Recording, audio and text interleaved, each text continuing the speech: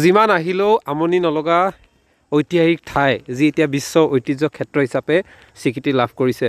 যদি ভুল হোৱা নাই ২৬ জুলাই তাৰিখে বিশ্ব ঐতিহ্য ক্ষেত্ৰ হিচাপে স্বীকৃতি লাভ কৰিছিল ২০২৪ চনৰ।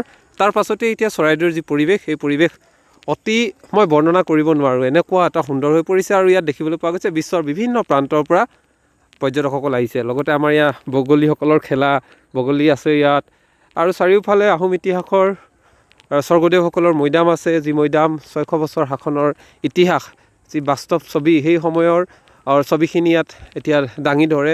আৰু ইতিহাসৰ বিষয়ে জানিবলৈ হ'লে প্ৰতিজন ব্যক্তিয়ে ইয়ালৈ আহিলেই হ'ল, আৰু বহু লোক প্ৰতিদিনতে আহি থাকে। চৰাইদেউ বৰ্তমান সময়ত আজিৰ দিনটোতো অতি সুন্দৰ হৈ আছে। আৰু আপোনালোক যদি আহিছে, অহাৰ অভিজ্ঞতাও ক'ব, আৰু কিমানবাৰ আহিছে। আমিতো এতিয়ালৈকে বহুতবাৰ হ'ল, আপোনালোকো হয়তো বহুতবাৰেই আহিছে। যি নহওক, প্ৰতি বছৰে প্ৰতিটো সময়তে প্ৰতিদিনেই আচলতে ঐতিহাসিক চৰাইদেউ মৈদাম সুন্দৰ হৈ থাকে। বিশ্ব ঐতিহ্য ক্ষেত্ৰ চৰাইদেউ জিলিকি আছে, আৰু অনাগত সময়তো জিলিকি থাকিব। আৰু ইয়াৰ যি সুন্দৰতা, এই সুন্দৰতা কিন্তু অন্য ঠাইত পোৱা নাযাব। আৰু আপোনালোকৰ চৰাইদেউলৈ আহি কেনে অনুভৱ হয়, আহিবলৈ কেতিয়া আহিব বুলি ভাবিছে কমেণ্ট যোগে জনাব বুলি আশা কৰিলোঁ। ধন্যবাদ।